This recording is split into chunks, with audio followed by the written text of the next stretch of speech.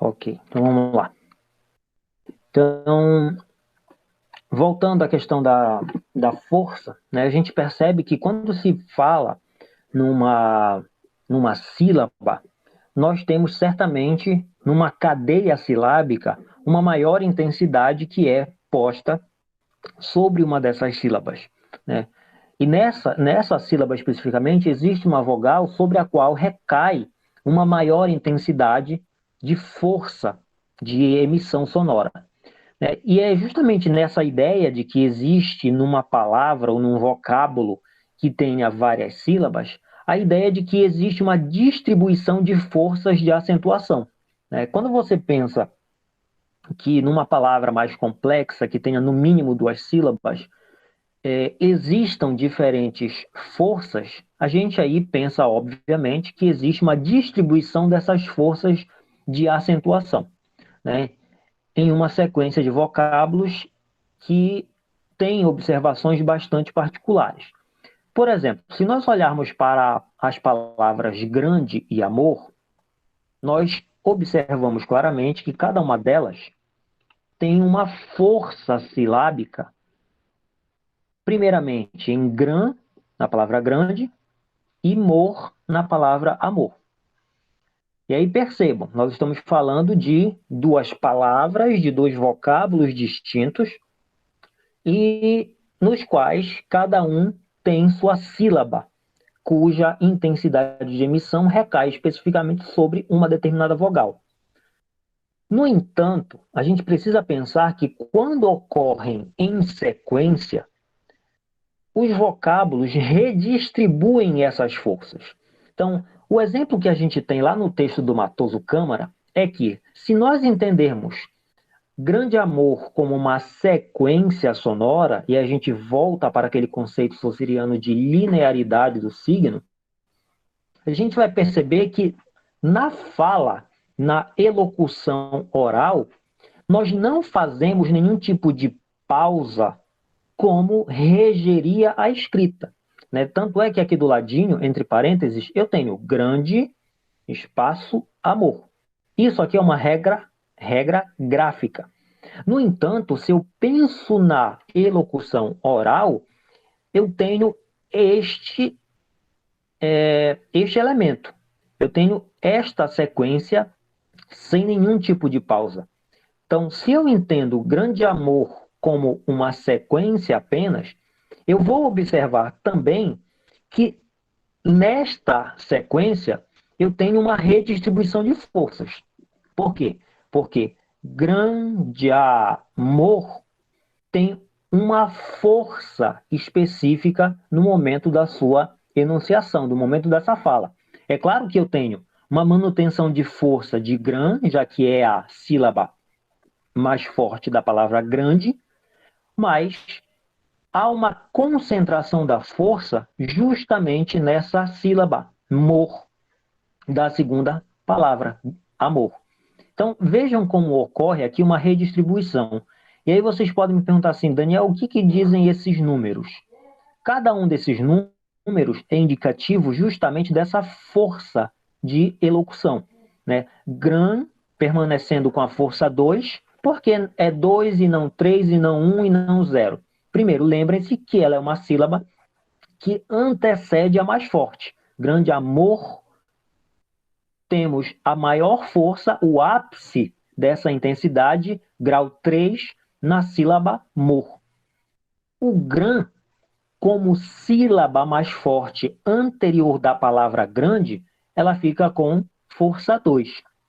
Esse grande tem uma baixa elocução, né? Todas as vezes que nós pensamos em uma pós-tônica, numa sílaba pós-tônica de uma palavra, essa intensidade é zero, porque ela cai, né? Se eu tenho uma sílaba pós-tônica, a intensidade toda já foi marcada na sílaba anterior e essa força cai.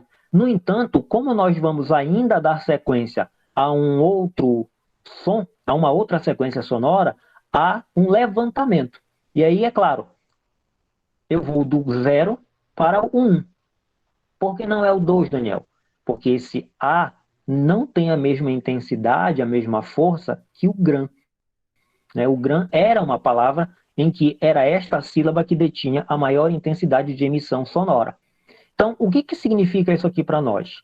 Significa dizer que se eu considero que uma palavra tem a ver, é definida pela força de acentuação em uma determinada sílaba de uma sequência, eu estaria aqui, segundo esse critério, diante de uma palavra. Isso nos permite pensar que, a partir do critério de natureza fonológica, portela e portela são vocábulos distintos apenas por uma vogal. Vejam só, se nós pensarmos nas forças dessas palavras, nós observamos aqui, na elocução oral, nós utilizamos portela. Por onde tu vai ver isso? Portela. Então vejam que é por isso que nós temos aqui o U e não o O. Intensidade 2 em por, justamente porque ela é a pré-tônica, o T, que é a mais forte, e o zero na pós-tônica. Qual é a diferença, Daniel, de portela e portela? Apenas esse som, esse O. Né? E aí a gente lembra, por exemplo, da escola de samba com a qual nós já utilizamos, já trabalhamos em aulas anteriores.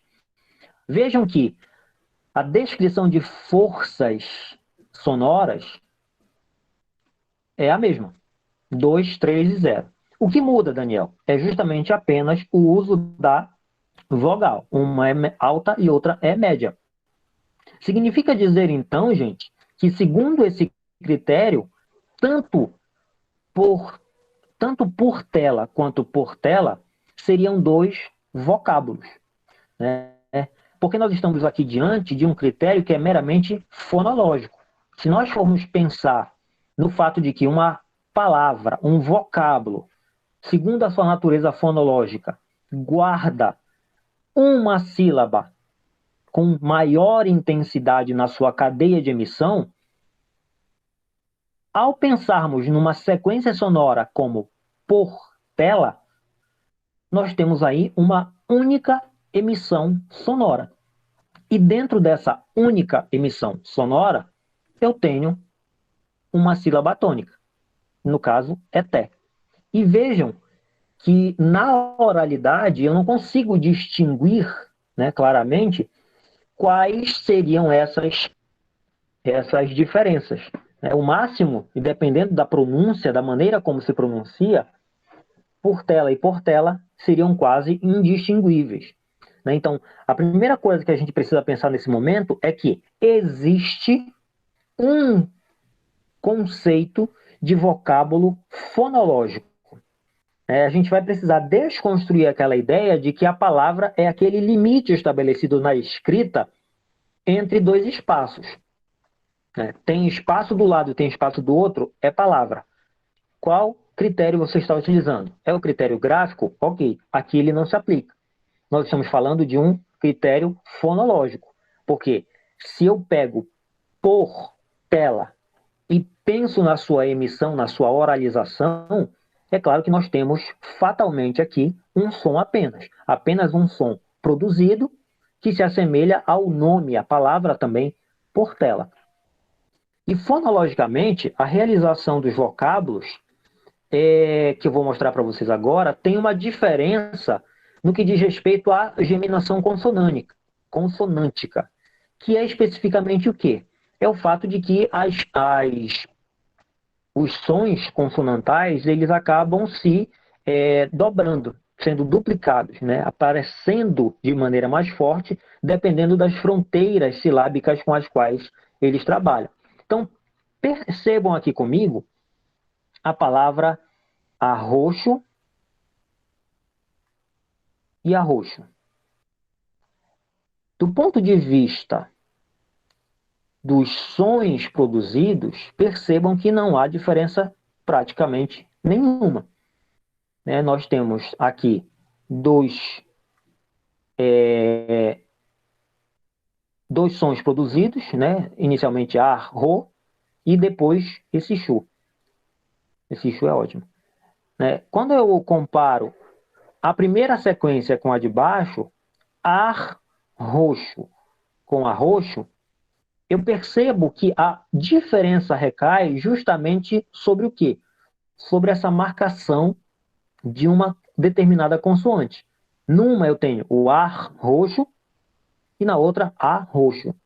Então vejam que é justamente nessa fronteira, nessa diferença de pronúncia de som consonantal, que moraria, que reside a diferença entre os dois vocábulos. Mas percebam claramente que eu tenho em cima e embaixo vocábulos, né? Independente se na escrita ar roxo são duas unidades, do ponto de vista fonológico, da sua emissão sonora, eu estou diante de apenas um som. Eu tenho claramente aí ar roxo, essa marcação tônica bem aqui, e embaixo ar roxo. Da mesma forma, comparem aqui a emissão das sequências. Paz sólida, aqui em cima, ó, paz sólida e pá sólida. Aqui eu percebo uma diferença mínima na produção desse som. É muito mínima a diferença quando você pensa na pronúncia dessas duas sequências, em que apenas na primeira você tem um certo prolongamento de paz sólida, enquanto na segunda é pá sólida.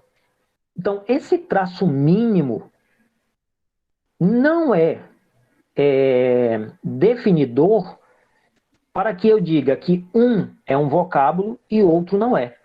Não, eu tenho dois fenômenos, né, em que um tem uma geminação consonântica e outro não, mas isso ainda não é suficiente para que nós possamos dizer que não sejam vocábulos, né? Eu tenho aí uma distinção. Um tem geminação consonântica e outro não. No caso, paz sólida tem, o ar roxo também tem. Mas do ponto de vista efetivo da produção desses sons, ambos são vocábulos. Por quê? Mais uma vez, eu tenho uma sequência sonora na qual eu observo que há uma maior acentuação, uma maior força, justamente nesta sílaba bem aqui. Paz sólida.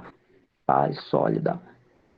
Da mesma forma como a estrutura sem mana e semana. Né? Vejam que aqui é muito tênue a distinção. Né? Certamente quem usa sem mana, essa primeira estrutura, percebe minimamente que não há uma bilabialização desse som. Né? A gente primeiro diz sem, nasaliza, sem mana. E no segundo caso é direto, semana. Só que percebam que ninguém para dizer sem mana, a gente diz sem mana. Então, percebam que isso aqui a gente ainda poderia dizer algo relativo ao número 100, né? Que seria um outro vocábulo de natureza fonológica. Então, isso aqui é uma primeira conversa que vocês certamente já devem ter discutido lá em Fonética e Fonologia, que nós precisamos retomar. Por quê? Porque agora a gente vai entrar, de fato, em uma outra especificidade, em uma outra categorização do que é vocábulo, né? E aqui, gente, é muito importante que a gente compreenda o que é o conceito de vocábulo fonológico, porque parte dos grandes problemas de, por exemplo, escrita de pessoas não escolarizadas ou não altamente escolarizadas reside nessa não distinção do que seja um vocábulo fonológico do que seja um vocábulo formal. Né? Por exemplo, aquela velha coisa de as pessoas brincarem com aquela... Brincar entre aspas, né? Que eu acho meio absurdo. Aquela coisa do agente junto e separado. Né? Quando a pessoa escreve agente se referindo ao nós junto, aí as pessoas tendem a dizer assim, agente só se for 007. Né? O problema dessa convenção é justamente nesse conflito, né? De que agente junto e agente separado são ambos vocábulos fonológicos. né? A distinção é mera e unicamente de natureza de escrita, de convenção de escrita. Mas a natureza fonológica das duas permite a nós a afirmação de que se trata de dois vocábulos, né? Nós estamos diante de dois vocábulos. E percebam, do ponto de vista da sua transcrição fonética, da sua emissão sonora, eles são exatamente idênticos, né? E muitos outros exemplos poderiam caber nessa mesma sequência, para que a gente consiga entender o que é esse vocábulo fonológico. O vocábulo fonológico não necessariamente é a palavra única que a gente conhece, né? Não é o vocábulo único. Eu posso ter, e tenho claramente, uma sequência de palavras escritas, mas que correspondam a um só vocábulo, tá? Vocábulo de natureza fonológica. Então, esse é o primeiro conceito que a gente precisa lembrar, o de vocábulo fonológico. Por quê? Porque o que interessa para nós é, de fato, o vocábulo formal, né? Lembrem-se que nós estamos aqui falando de morfologia. E o que interessa a morfologia, num primeiro momento, é exatamente a forma. Ah, mas a fonologia vai interferir na forma das palavras? Vai. Mas a gente precisa esclarecer muito de imediato que essas diferenças são importantes. Primeiro, na primeira articulação da língua, que é essa unidade morfológica, em que o segmento fônico se associa a uma significação léxica ou gramatical, esse vocábulo formal é justamente a contraparte do vocábulo fonológico. O que isso significa de forma mais clara para nós? Que todo e qualquer segmento fônico, sonoro de uma língua, está associado a um significado lexical, né? Tem uma correspondência na língua escrita, na questão da estrutura da língua, né? Na pronúncia dessa língua. Não uma sequência sonora corresponde a um elemento lexical ou gramatical. Por exemplo, pé, a palavra de, preposição. Tudo isso tem uma correspondência, né? Eu consigo perceber que há uma sequência sonora que corresponde a um significado lexical ou gramatical. E esse vocábulo formal é justamente uma outra face, um outro lado do vocábulo fonológico, né? Eu tenho que ter em mente a noção muito clara de que, para toda e qualquer representação fônica, eu tenho um vocábulo formal, uma unidade formal que, como o próprio nome já diz, formaliza essa emissão sonora. E esse critério fonológico procura representar os fonemas pelas letras e dividir as sequências de acordo com as sílabas. Então a gente fica muito ciente de que esse critério tem uma força muito grande quando a gente observa que no início do processo de alfabetização há uma tendência muito grande de todos nós escrevermos como falamos, né? Essa representação da oralidade pela escrita é uma convenção. Mas, por ser convenção, ela não atende especificamente e de forma direta a tudo aquilo que se fala. Então, percebam que quando nós materializamos na escrita a oralidade, existem dissonâncias, né? Mas o que permanece é essa ideia de que nós dividimos as sequências de acordo com as sílabas, né? Eu consigo segmentar uma palavra ou um vocábulo da mesma forma como fonologicamente eu sou capaz de fazer. E é justamente esse critério formal que é a apresentação do vocábulo na escrita, né? Então, quando eu penso nesse deslocamento de de vocábulo fônico ou fonológico para a escrita, eu não posso pensar mais em vocábulo fonológico, porque para a escrita o que interessa é justamente o caráter formal. Então, eu preciso compreender que são dois fenômenos distintos. E aí a gente vê, por exemplo, que numa palavra como proscrever, uma coisa é clara: cada letra representa um fonema, certo? E aqui, gente, é que eu afirmo a vocês o quanto o trabalho, a formação dos pedagogos é extremamente importante com relação ao domínio dessa área da linguística, né? Porque, como você já deve ter discutido isso lá em Linguística 2, aquela velha história que se repete até hoje em muitas escolas, em muitas salas de aula, de que na nossa língua portuguesa existem 5 vogais, é um problema, né? A gente sabe que existem letras que representam mais de um fonema, por exemplo, né? A letra X representa diferentes sons, diferentes realizações sonoras. E isso também representa para nós a ideia de que proscrever também tem uma separação silábica. Também apresenta uma devida separação silábica. No entanto, nós grafamos com espaços em branco a expressão proscrever uma lei. E aí vejam só, quando eu penso na ideia de linearidade do signo linguístico, eu tenho aqui uma sequência. Eu tenho aqui um grupo de força. De força por quê, Daniel? Porque eu tenho claramente aqui uma sequência de sons em que repousam diferentes forças de emissão sonora, né? Aqui é a transcrição, proscrever uma lei. Esse izinho aqui, por exemplo, é porque é um i semivogal. Então, proscrever uma lei, do ponto de vista formal, me apresenta 3 vocábulos. Mas é discutível que eu tenha 3 vocábulos do ponto de vista fonológico. Por quê? Proscrever uma lei é uma sequência só. Então, isso aqui é um grupo único de força. Eu tenho diferentes forças e sobre uma dessas unidades aqui, silábicas, especificamente uma vogal, recai essa maior força, essa maior intensidade.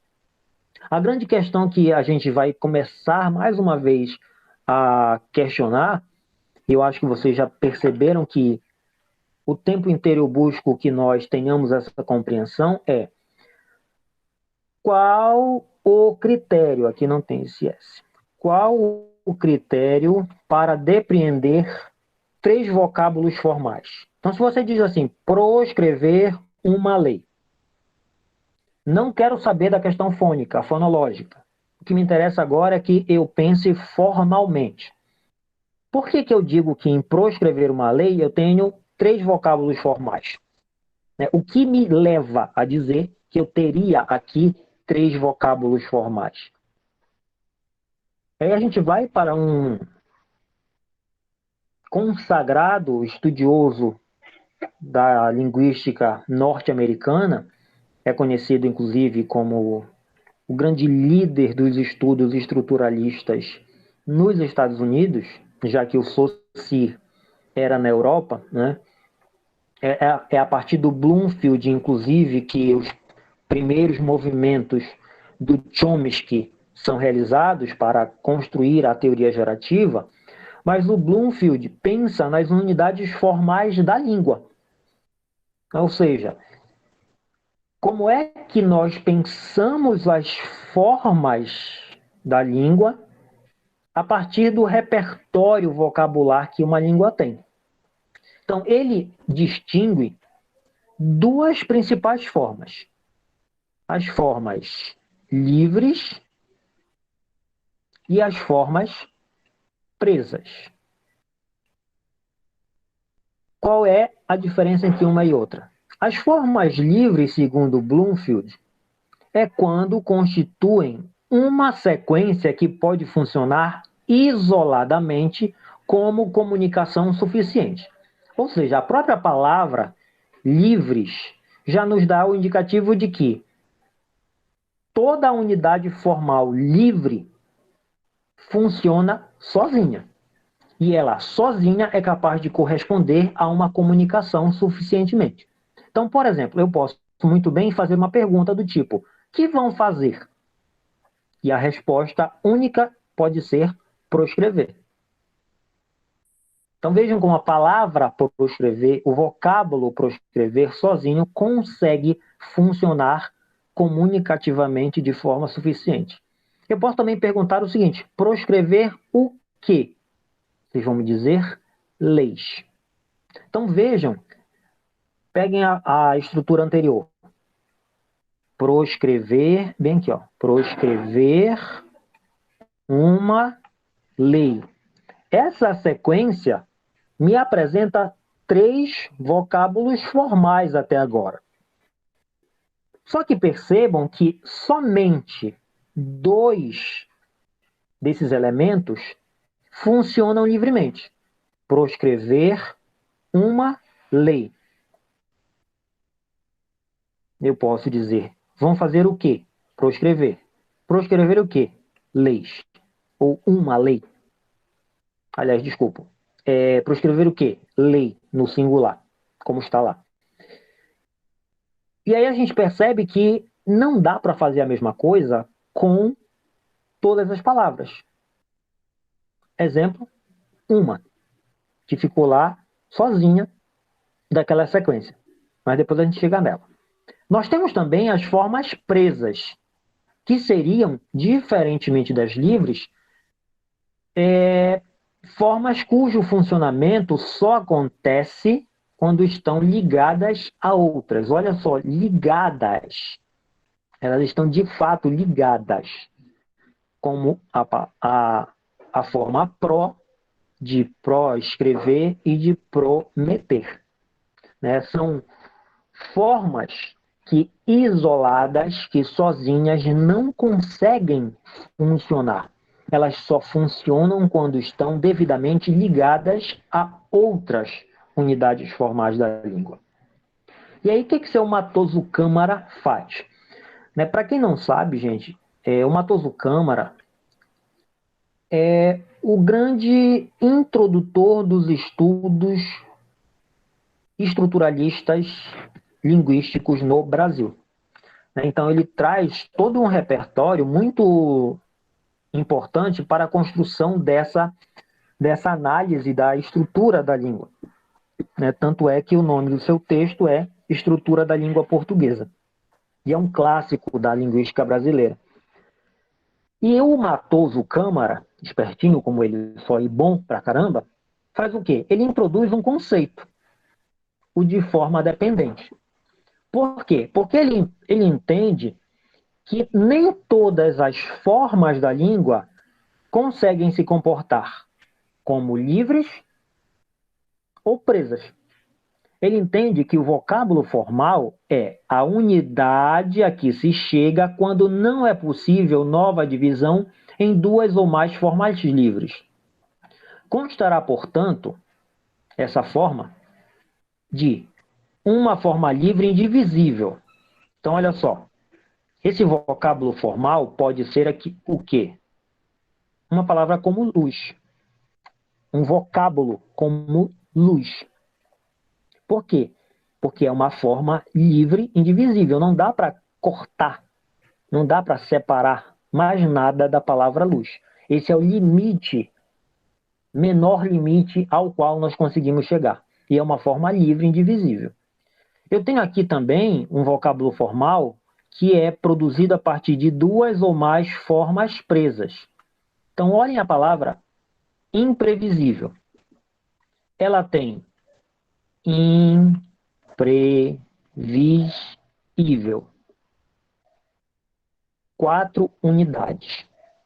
Cada uma delas tem um significado, mas todas elas só funcionam desde que estejam junto a outros elementos. O in sozinho não funciona. O ível sozinho não funciona. Precisa estar preso a outras unidades. E temos também a possibilidade de uma forma livre e uma ou mais formas presas. No caso, feliz como sendo essa forma livre e o in como forma presa. Então, esses são exemplos de configurações possíveis de vocábulos formais em português. Agora, percebam, esse critério abrange outras partículas no português, desde que a gente considere essas partículas como proclíticas ou enclíticas, no caso de a lei. O que acontece aqui com a estrutura a lei? Eu consigo identificar que lei é uma forma livre.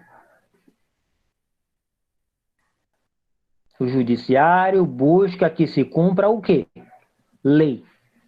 Pronto. Lei é uma palavra que é um vocábulo que sozinho funciona. O que se faz com o A? O que a gente vai fazer com esse azinho? Ou uma, como deixamos lá no outro exemplo. Né? Mas essa forma que nós estamos aqui percebendo não está nem livre, porque sozinho esse A não indica nada, não tem nenhum tipo de significação, da mesma forma que não funciona presa.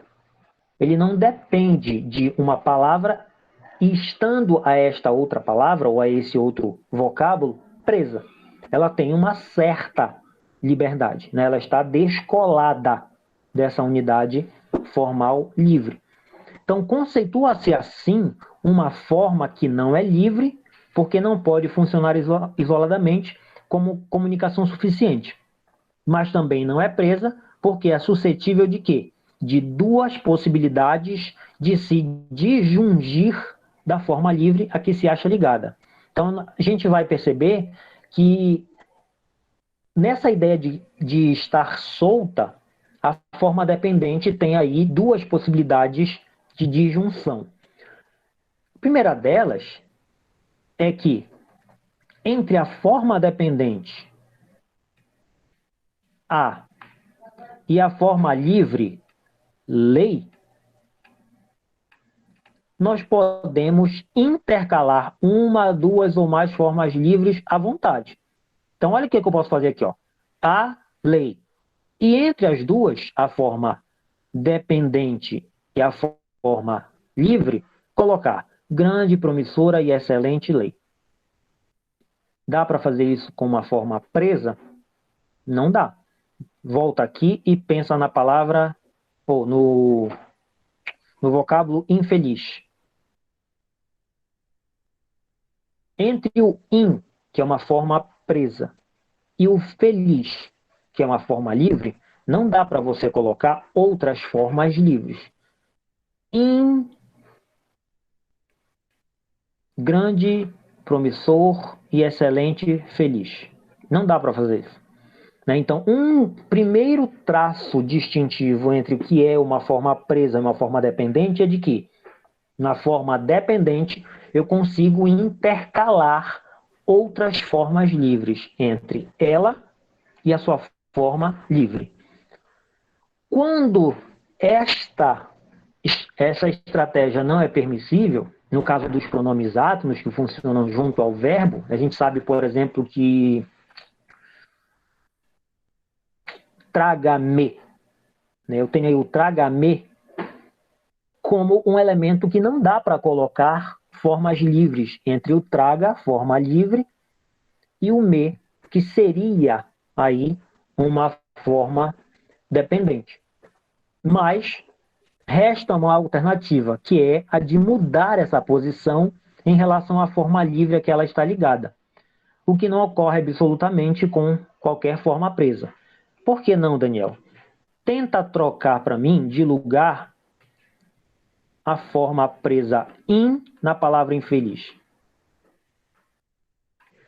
Funciona?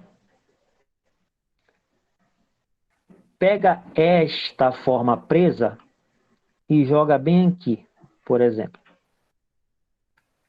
Funciona? Não. Então, vejam que são duas estratégias, né, duas possibilidades que nós temos de conseguir distinguir o que é uma forma presa de uma forma dependente. Né? Então, por exemplo, aqui em português, esses pronomes oblíquos, seja funcionando de forma proclítica ou enclítica, né? Próclise, antes do verbo, e ênclise depois do verbo. Então, esses elementos podem funcionar em duas posições distintas, justamente porque são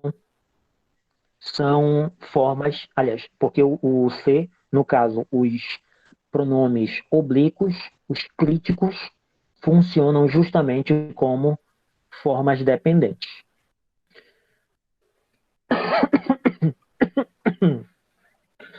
Bora.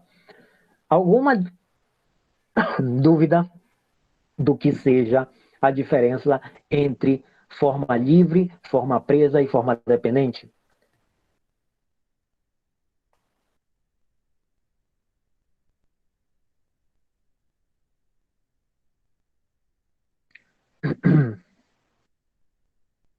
Estão vivos?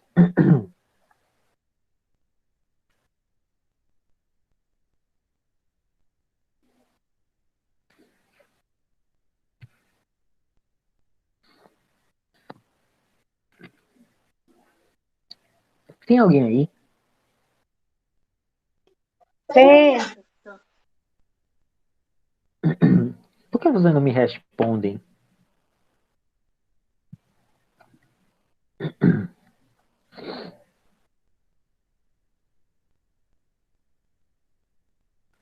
Vocês entenderam a diferença entre formas livres, formas presas e formas dependentes, LL05NA?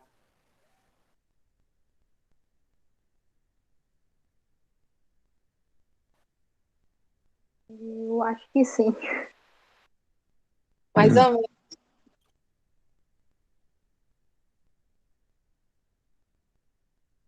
Explica aí, Vivian, para eu ver se tu entendeste. Ai, não, por isso que eu disse que eu acho que sim. Eu acho que A é. palavra sim, o vocábulo sim, seria para vocês uma forma livre, presa ou dependente? Livre? Por quê? No, no, a forma livre não é aquela que tu disse que sozinha ela pode servir como resposta tipo autoexplicativa? Sim. Pois é, eu acho que é livre. Foi um exemplo metalinguístico, né? Tu fizeste uma pergunta, eu respondi sim, explicando, exemplificando o teu exemplo. É exatamente isso. Né? Nós temos a capacidade de perceber, numa análise de uso, como é que essas formas podem ser classificadas como livres, presas ou dependentes. Né? Então, basicamente, isso nos ajuda, inclusive, a fazer uma classificação com base naquilo que nós já discutimos anteriormente, classes de palavras. Quais são as classes de palavras que, para vocês, podem funcionar sozinhas?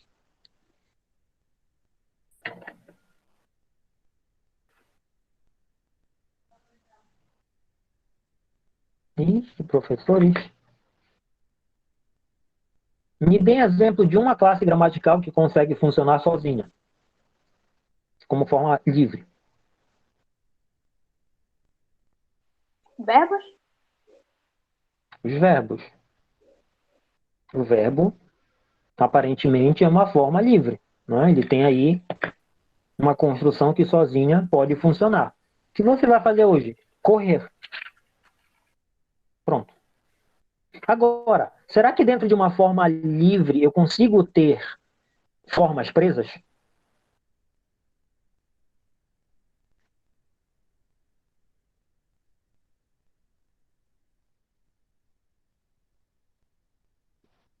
Sim ou não?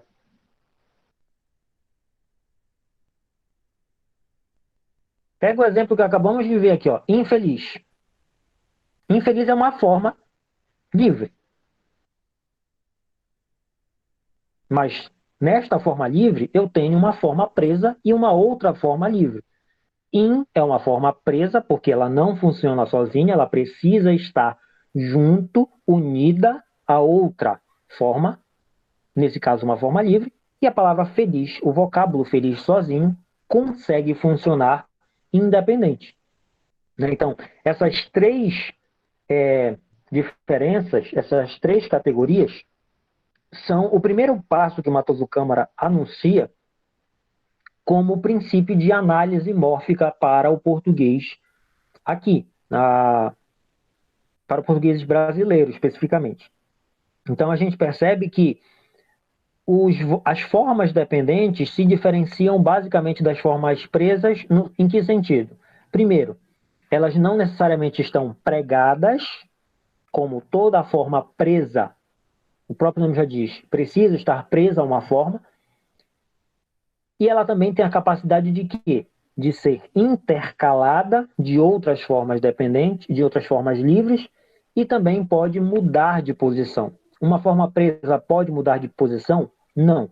Não dá para eu fazer assim em português. Pego a palavra infeliz e digo felizinho. Até porque felizinho já viraria uma outra coisa. Né? Não dá para a gente pensar que infelizmente viraria mente infelizinho.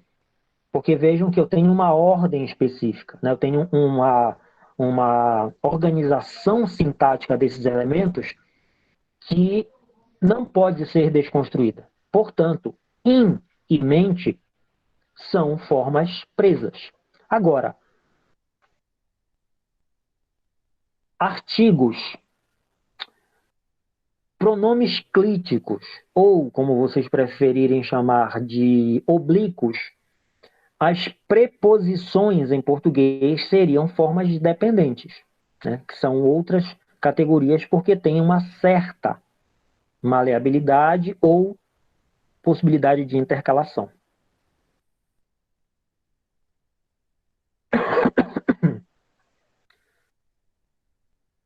São, por isso, vocábulos formais, porque são formas dependentes em português. As partículas átonas, como artigo, as preposições, a partícula que, em português, é um vocábulo formal, e outras mais. São, igualmente, como acabamos de ver, as variações pronominais átonas junto ao verbo, em vista de poderem ficar com ele em próclise ou ênclise. Então, isso daqui, gente, é uma justificativa do porquê as formas dependentes são vocábulos formais. Porque a primeira proposição do Bloomfield era de que vocábulos formais eram formas livres e formas presas. O que o Matoso Câmara faz é indicar que em português nós temos as formas dependentes. Então eu consigo olhar para um conjunto de vocábulos em português que se enquadram no conceito de vocábulo formal, só que diferente de livres e diferente de presas. A forma dependente é, portanto, o primeiro exemplo em português da falta de coincidência absoluta, gente, entre o que é um vocábulo fonológico e um vocábulo formal. Então, não há coincidência. Eu acabei de usar com vocês o exemplo do agente junto e do agente separado. Eu tenho, nas duas estruturas, um vocábulo fonológico.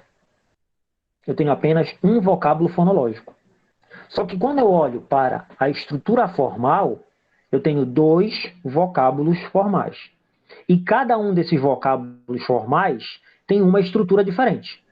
O agente traz para mim uma forma dependente, um artigo, e uma forma livre. Gente, já a palavra, como nós conhecemos, agente, é apenas uma forma livre. Então, vejam que não há uma absoluta correspondência entre o que é vocábulo fonológico e vocábulo formal. E a prova, quem prova isso, é justamente a forma dependente em português. Trata-se de um vocábulo formal que não é vocábulo fonológico, senão parte de um vocábulo fonológico a que se acha ligado pelo acento que domina várias sílabas átonas.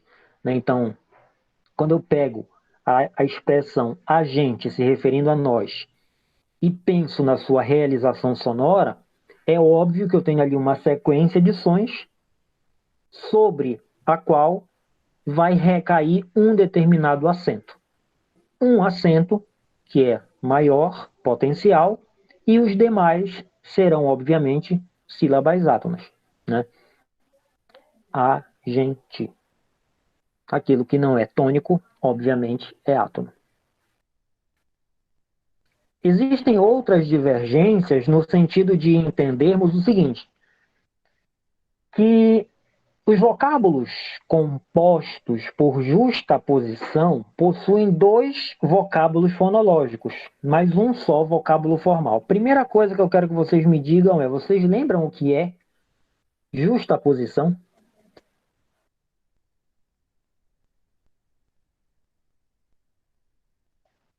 Não. Professor, não é quando duas palavras se juntam, formando uma só? Sim, mas aí eu tenho a aglutinação também. Mas aí. Mas as duas são processos de composição, né, professor? Aí tem a justaposição. Sim, e tem a aglutinação. Ah, tá. Exato. Lembrem-se que a composição é um processo de formação de palavras diferente da derivação, tá? A composição é quando você consegue produzir um novo vocábulo a partir da junção de outros dois. Qual a diferença da composição por justaposição para a composição por... Esqueci a palavra. Sobre a outra que eu tinha acabado de falar. Por aglutinação, obrigado. A diferença é que na justaposição não se perde nenhum traço fonológico das duas palavras. Nenhum som das duas palavras primitivas se perde. Já na outra, que mais uma vez esqueci, a aglutinação se perde. Então, por exemplo, se nós olharmos para o vocábulo guarda-chuva, vejam aqui, eu tenho mais uma vez essa representação sonora. Esse Uzinho é porque ele é uma semivogal. Aqui nós temos a representação desse fonema X. Guarda-chuva. Então, mesmo que nós tenhamos duas forças, uma é de guarda e a outra é de chuva, claramente eu tenho dois acentos que são mantidos, mas na formação desse vocábulo único, um é quem fica com a maior intensidade. No caso, o chu, né? Então, esses vocábulos compostos por justaposição possuem os mesmos traços de dois vocábulos fonológicos, como eu acabei de dizer para vocês, mas eles formam apenas um vocábulo formal. Por que a gente pode dizer que eles só formam um vocábulo formal? Porque a mesma regra para outras estruturas primitivas está aqui, né? A mesma regra. Eu tenho uma sílaba que é a mais forte, eu tenho uma sílaba pós-tônica débil, fraca, uma outra sílaba pré-tônica da palavra, do vocábulo justaposto, que é débil, e que é também pós-tônico da primeira palavra primitiva, guarda. Então, ela obedece, de qualquer forma, às mesmas regras de constituição de um vocábulo primitivo. Então, a gente precisa entender que esses vocábulos formados, compostos por justaposição, possuem dois vocábulos fonológicos, né, diferente do que a gente estava vendo anteriormente com o exemplo da... Até esqueci agora. Já viram que a minha memória tá péssima. Proscrever uma... Não era proscrever uma lei. O Portela, por exemplo. Nós temos aí em Portela, nessa estrutura complexa, Portela, duas unidades de vocábulos, mas nós não temos duas formas livres, né? Nós não temos dois vocábulos distintos. No que diz respeito ao critério fonológico. E quando a gente observa comparando guarda-chuva com outras palavras que tenham a mesma intensidade sonora, como grande chuva, olha aqui, a mesma força existe para comprovar que realmente ela funciona numa sequência fonológica igual ao de guarda-chuva, guardando também um só vocábulo formal, em que, mais uma vez, aqui está essa maior força fonológica. Esses vocábulos compostos se diferenciam das chamadas locuções, né? Então, comparem, por exemplo, guarda-chuva e grande chuva. Guarda-chuva, gente, é um vocábulo composto. Grande chuva é uma locução. Então, uma coisa que de repente vocês, em algum momento da vida de vocês, vão se deparar é por que uma é um vocábulo composto e outra é uma locução nominal, por exemplo. Outro exemplo é livre-arbítrio e livre decisão. Livre-arbítrio é um vocábulo composto. Livre decisão é uma locução. O que diferencia, o que nos permite dizer que um é uma coisa e que o outro é outra coisa, não é apenas esse hífen, mas é justamente a impossibilidade que um deles nos oferece de não poder sofrer prejuízo quando eu suprimir um elemento. Então, por exemplo, imaginem esta estrutura aqui. Peguei a chuva. Se eu disser peguei a grande chuva, eu não tenho uma mudança radical de sentido para isso daqui, ó.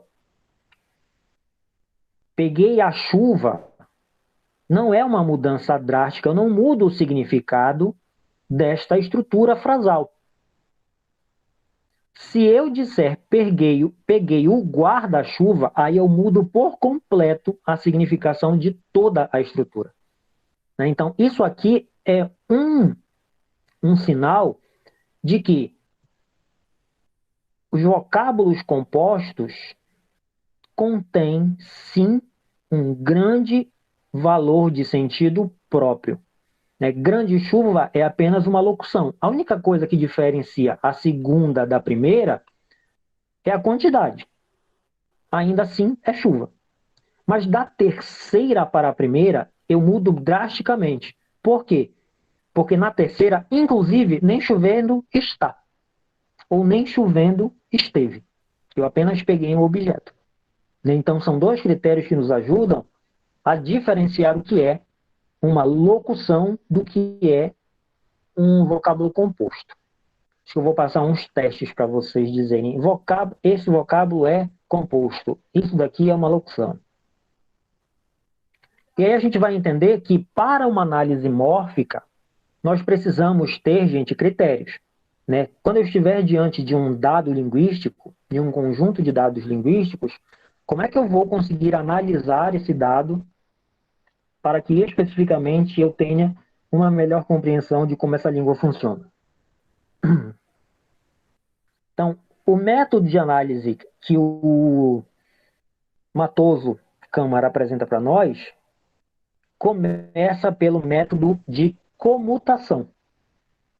Por esse nome, ele entende a substituição de uma invariante por outra, de que resulta um novo vocábulo formal. Então, ele pensa que se eu trocar um determinado elemento daquele vocábulo, eu posso ter outro vocábulo. E esse elemento que eu vou permutar, que eu vou comutar nas palavras do Matoso Câmara, é que vai me dar o indicativo de que eu estou diante de uma análise mórfica.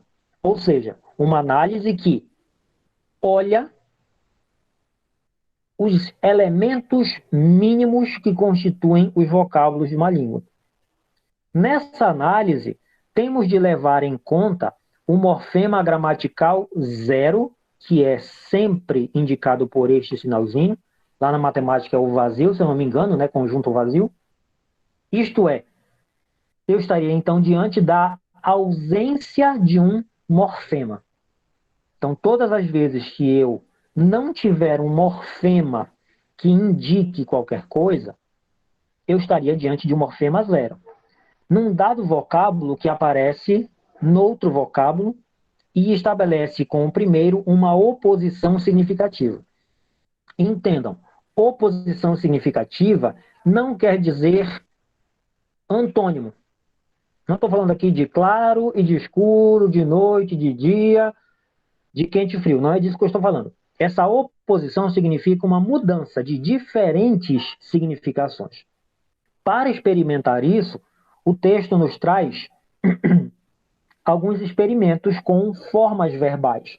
Né? Quem leu sabe do que eu estou falando. Se nós considerarmos a forma verbal falamos, vamos pensar apenas, tá, na sua forma de presente. Né? E é muito importante o que o texto destaca num determinado momento para nós, é que a palavra falamos, o vocábulo falamos, ele, de forma homônima, pertence tanto ao tempo presente quanto ao tempo passado. Tá? Eu falo, tu falas, ele fala, nós falamos. Eu falei, tu falaste, ele falou, eles, nós falamos, eles falaram. Então percebam que a forma verbal falamos é homônima do presente e do passado. Aqui nós vamos considerar essa forma no presente, tá? Se nós entendermos a comuta pelo morfema zero, nós vamos observar que teríamos aí o vocábulo fala.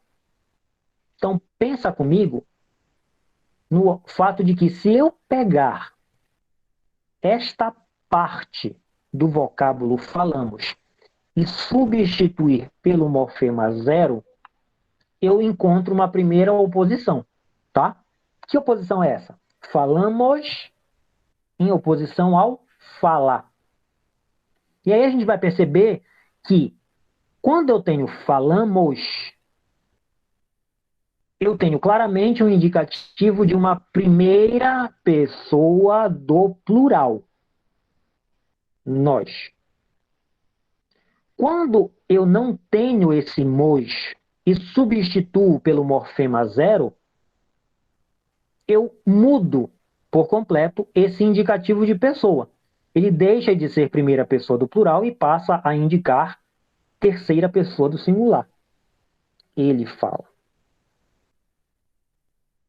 A partir desse confronto, dessa comparação, nós conseguimos compreender uma coisa, que o mos, em português, indica essa primeira pessoa do plural.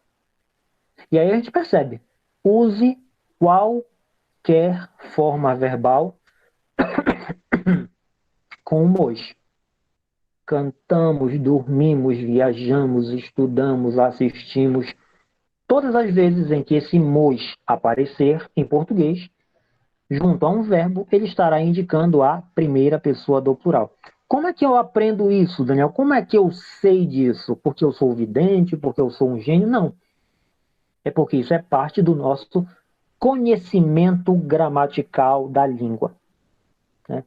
A gente consegue perceber justamente a partir dessa comparação, da comutação do mos pelo morfema zero, que quando o morfema mos sai, eu tenho uma mudança de quê? Não é da natureza do sentido, porque ainda permanece a ideia de falar. Quem muda é a pessoa gramatical. Deixa de ser essa primeira do plural e passa a ser a terceira do singular. Né? Então é aqui que a gente começa a perceber uma diferença importante na funcionalidade ou não de um morfema como o mos. Até aqui a gente tem o quê? Uma leitura da noção de pessoa gramatical. Quando eu olho para verbos, eu também tenho um outro conjunto de traços que me permite olhar para a noção do tempo. Então, comparem comigo aqui as formas falamos com falávamos, com faláramos, com falaremos, com falaríamos. O que eu consigo observar aqui? Que todas essas partes aqui, ó, fala e mos, se repetem. Olha aí. O fala e o mos está presente em todas essas estruturas. O que muda? Aqui eu tenho um vá, um rá, um ré e um ria se opondo ao morfema zero de falamos. Então, quando eu observo essa diferença comparativa, eu observo claramente que o presente e um dos pretéritos, como eu já falei para vocês, eu falei, tu falaste, ele falou, nós falamos, um deles é marcado com morfema zero. Eu não tenho indicativo de tempo a partir de um morfema no presente e em um pretérito. Mas quando eu olho para outros pretéritos, eu tenho uma marca específica, como, por exemplo, a marca vá nesse pretérito aqui, falávamos. Eu também tenho essa forma bem aqui, o rá, na forma faláramos. E eu também percebo que no futuro existem marcas que indicam isso. O ré em falaremos e o ria em falaremos. Então a gente percebe que estes sons, que estas formas assumem um significado. Não são apenas sons produzidos. Eles conseguem identificar, marcar em português alguma informação temporal.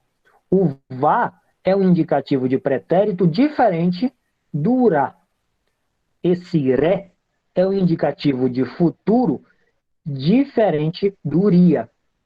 Então, essa análise mórfica nos permite perceber que o vá, o rá, o ré e o ria são morfemas indicadores de certos tempos verbais em português. Já o zero indica o presente ou o pretérito. Né? E aí a gente pode pensar. Falar é um verbo da primeira conjugação. Então pense aí. Falávamos. Outro. Cantávamos, andávamos. Aqui, faláramos, eu tenho o cantáramos, andáramos, cantaremos, andaremos, cantaríamos, andaríamos. Então vejam como há uma organização gramatical, há uma recorrência. Porque esses elementos, essas formas, não são aleatórias. Elas trazem, além de uma forma, além de ter um plano de expressão, elas têm um plano de conteúdo. Elas indicam sentidos. Por isso que nós estamos diante de morfemas, de marcas linguísticas, de estruturas linguísticas mínimas capazes de sim identificar algum sentido. Numa análise mórfica, a gente também precisa perceber que existem diferenças entre verbos como falamos, bebemos e partimos. Tudo isso a partir de um som apenas. Só que esse som mostra diferentes classes mórficas. O que seriam essas classes mórficas, Daniel? Seriam aquilo que nós chamamos em gramática tradicional de conjugação. Ou seja, o verbo falar é da primeira, o verbo beber é da segunda e o verbo partir é da terceira conjugação. Ou seja, essa letrinha, esse som, melhor dizendo, é um morfema. É um morfema justamente porque é capaz de indicar a qual classe mórfica ou a qual conjugação o verbo pertence. Então, o primeiro elemento indivisível comum a todas essas unidades, de todas essas formas de cada um dos verbos, é o que nós chamamos de morfema lexical. Tá? Então, percebam que em falamos, até esse L, em bebemos, até esse B, e em partimos, até esse T, nós temos unidades comuns. Como assim, Daniel, unidades comuns? Pega o verbo falar e conjuga em vários tempos e várias pessoas. Eu falei, tu falaste, ele falou, nós falamos, vós falais, eles falarão, nós falaremos, vós falarais, sei lá o que for. Tempo e pessoa que vocês quiserem.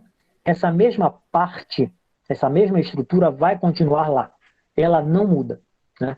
Claro, existem exceções, mas esta forma básica, indivisível, além da qual nós não podemos ir, recebe um nome específico de morfema lexical. Justamente porque pertence ao léxico da língua, em que se concentra essa significação específica do ato que o verbo expressa. Então, aqui está aquilo que eu havia dito a Corina, né? Fal, em falamos, referente a uma atividade vocal distinta da de cantamos, cujo morfema lexical é cante. Ou da de gritamos, cujo morfema lexical é grite. Ou da de choramos, cujo morfema lexical é chor.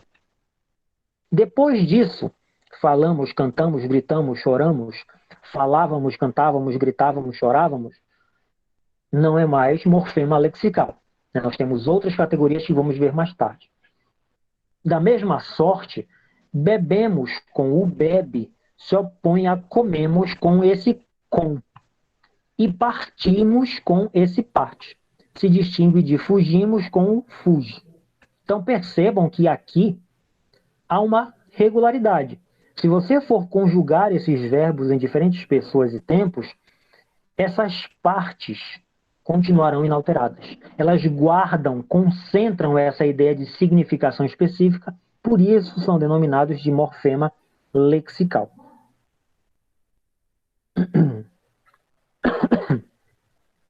Tem um outro conceito que para o Matoso Câmara é importante, e para nós mais ainda, é o de morfema acumulativo.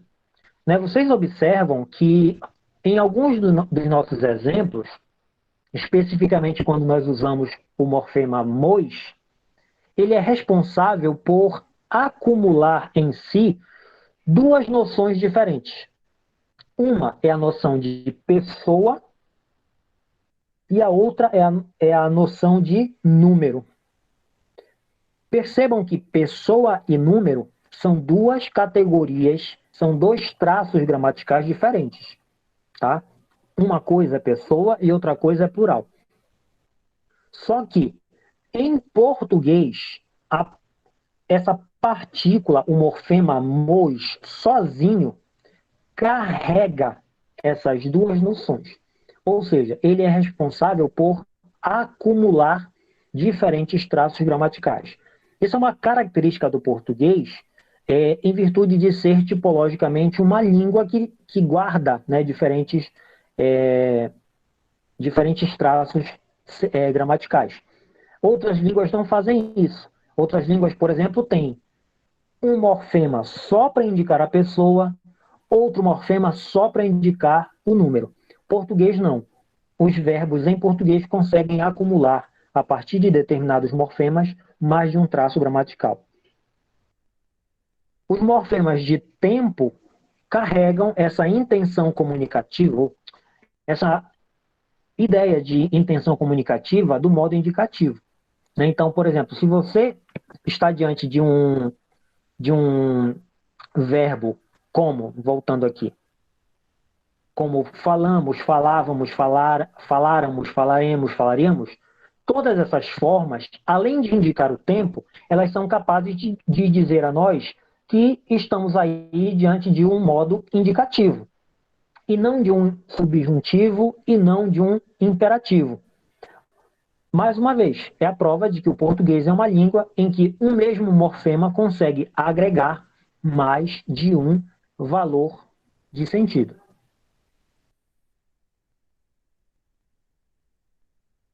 E temos o fenômeno também da alomorfia, né? Essa alomorfia é a possibilidade que existe de uma variação de um morfema. Vocês já devem ter ouvido falar em algo parecido lá em Linguística 2, que é o conceito de alofonia. Só que aqui nós estamos falando com variações de morfemas, né?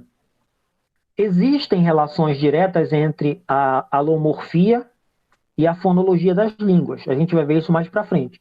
Mas a primeira coisa que a gente vai perceber, por exemplo, é que no tempo futuro, a que pertence o cantaremos, o falaremos, etc., há também algumas variantes, como o urá, que aparece em falará e cantará. Olha só, urá e uré são responsáveis por indicar esse futuro. Então, a gente percebe que não é exatamente o mesmo morfema. Eu tenho aí uma mudança vocálica. O que indica a nós que esse morfema não é imutável, né? Ele possui sim possibilidades de variação. E é nessa ideia de variação de morfemas que reside o conceito de alomorfia.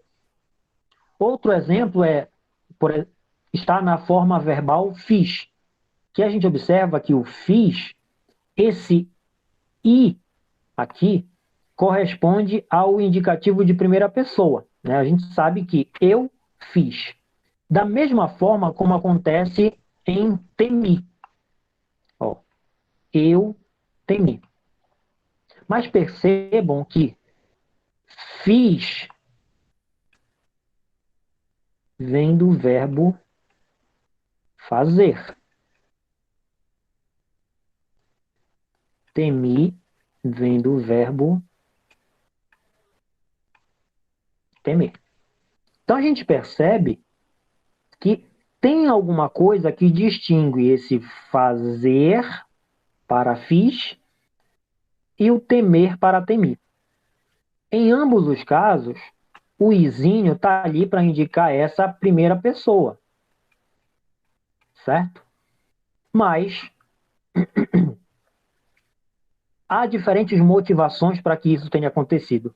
No caso de temi, o que acontece é somente o acréscimo do segmento fônico. Olha o que acontece bem aqui. Será que eu consigo mudar de cor? Consigo. Ó, bem aqui, o que eu faço? Não, isso aqui vai ficar ruim. Bem aqui, ó. Eu só faço acrescentar. Temi. Já no caso do fiz, houve uma alternância nessa vogal do radical. Então, o que acontece? Esta vogalzinha dá lugar a essa. Então, eu tenho aqui um processo de alomorfia diferente, né? É um outro processo de formação dessa primeira pessoa do tempo verbal. Então, a alomorfia é um processo que nós também vamos explorar mais a fundo posteriormente, quando trabalharmos com os processos de flexão. Isso aqui é só para apresentar para vocês as principais noções básicas, os principais conceitos para a nossa... tá. Então, gente, só para eu instigar vocês, né, para a gente pensar um pouquinho sobre esse processo de nem todas as formas são iguais, eu quero convidar vocês a... Eu não quero que ninguém se mate para responder corretamente, nem para se desesperar. Mas pensem comigo, vamos refletir sobre uma coisa básica que o português nos apresenta. A partir dos modelos de flexão de número abaixo e de outras realizações no português, porque nem todas cabem aqui, vocês acham que seria possível obter alguma regra geral para a ocorrência da alomorfia? Porque eu percebo que o plural de casa é casas, o plural de chapéu é chapéus, o de anel é anéis, o de irmão é irmãos, o de capitão é capitães e o de anão é anões. Primeiro, qual é o fenômeno gramatical que está diante de vocês?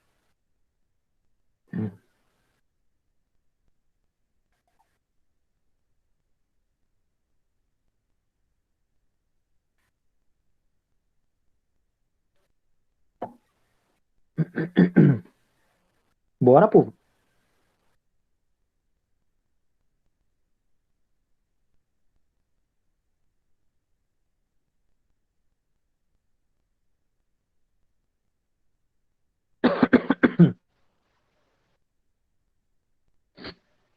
Vou ter que chamar mesmo?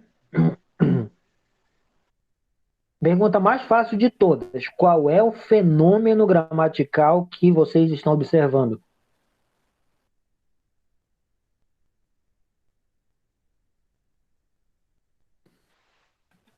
As palavras estão indo para o plural? Oi? As palavras estão indo para o plural. Tá. Então, o fenômeno gramatical do qual estamos diante é a formação do plural de nomes em português. Tudo ok até aí? Nenhuma dúvida? Por que a gente precisa, Daniel, especificar que é plural de nomes? Porque a gente sabe que em português não são apenas os nomes que se pluralizam. Ou seja, não são apenas os nomes que carregam marcas de flexão de número. E em português, por quê? Porque existem outras línguas em que a flexão pode não ocorrer especificamente no nome. É quase certo que a flexão de número ocorra nos nomes. Mas vai que existe uma língua que não faça isso. Tá, a Vivian já está livre dessa porque ela já me disse.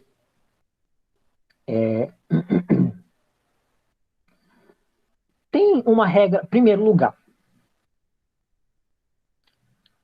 Qual é a regra mais produtiva em português para a formação do plural dos nomes?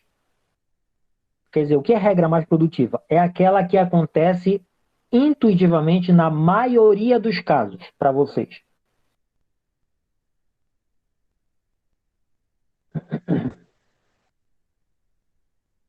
O S, professor. É o S, certo? A nossa ideia básica é que para formar plural em português, basta a gente lascar-lhe o S nas palavras. Ok. Isso é, gente, aquilo que nós chamamos de regra não marcada. Por quê? Porque é o geral. É aquilo que acontece de forma mais produtiva. É um fenômeno não marcado. Só que a gente já consegue olhar para esses dados e perceber assim, opa, não é bem assim com todas as palavras, né? Então, existem aí algumas divergências. Porque, embora eu tenha plurais em todos esses nomes, nem todos seguem a mesma forma. Não é o mesmo morfema que indica esse plural em todos esses nomes. Em uns é o acréscimo do S, em outros tem outras coisas além do S. Então percebam que é esse processo que nós chamamos de alomorfia. Eu tenho diferentes morfemas que indicam que carregam o mesmo traço gramatical. No caso, flexão de número plural em português. E aí, se eu for perceber, olha como a gente poderia pensar no seguinte. Ah, Daniel, então eu consigo pensar o seguinte. Quando... Isso aqui é uma hipótese, tá? Garganta falhando. Quando a palavra, quando o vocábulo termina com vogal, basta acrescentar o S. Quando termina com consoante, eu coloco IS. Vocês acham que esta análise resolve, descreve o fenômeno da flexão de número em português?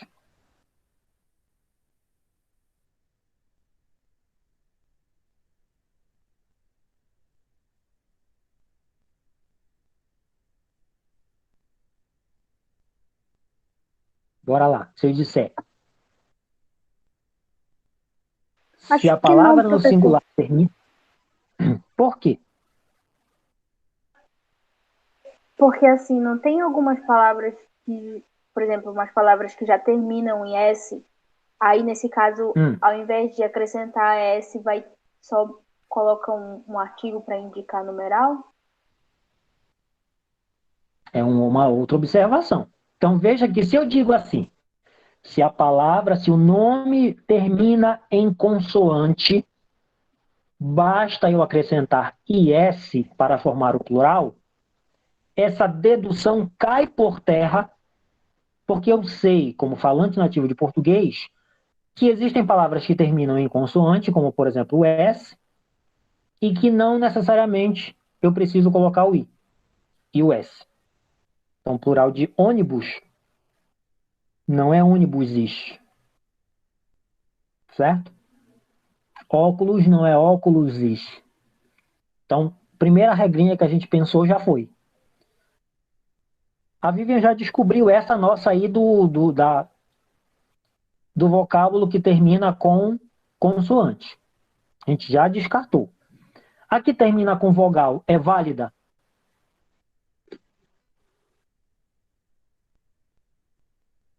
Se termina com Não, vogal, só. basta colocar o S. Não, por quê? Porque, por exemplo, a não termina com vogais, e não é só colocar o S. Exatamente.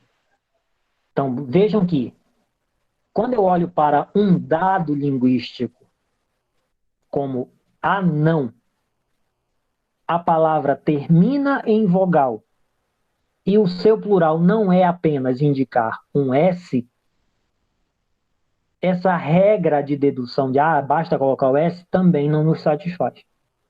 Ou seja, vejam que há aí um problema mais complexo para nós, né, para descrever, para refletir sobre quais são esses diferentes processos de formação de plural em português.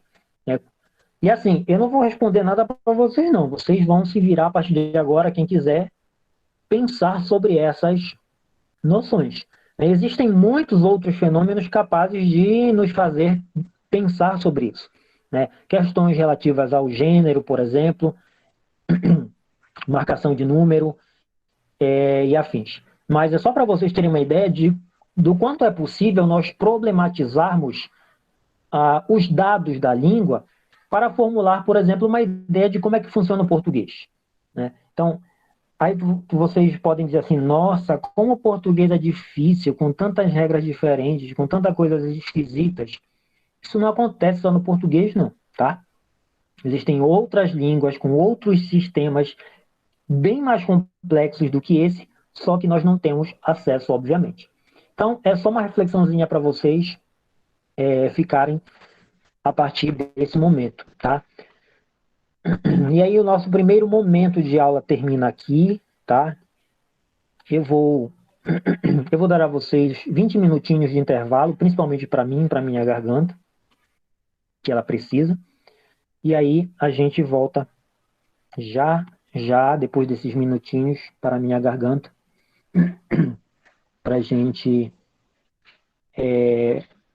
discutir sobre o texto da Filomena Sândalo, que nós nem vamos terminar hoje, porque são muitas coisas para fazer, tá bom? Agora que eu estou lendo aqui a mensagem da Estela, de que a tia-avó dela faleceu, sinto muito, realmente está bem difícil para a gente, né? Mas enfim, que ela descanse, que a gente fique bem. Fred, não te estressa, não. A gente tá todo mundo bugado, né? Eu confesso que eu estou muito bugado com muita coisa. A gente está aqui, não sabemos nem sabemos como nós estamos aqui. O capítulo da Emília fala sobre isso.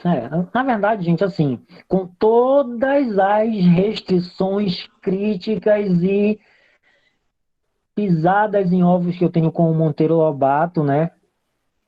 Eu sou muito suspeito para falar dessa obra porque eu acho um texto magnífico. Emília no País da Gramática é um texto fantástico. Mas, enfim, 20 minutinhos para vocês, tá? São 8h47, então 57, 9 e 7 a gente volta, tá certo? Espero vocês aqui. Tchau, tchau.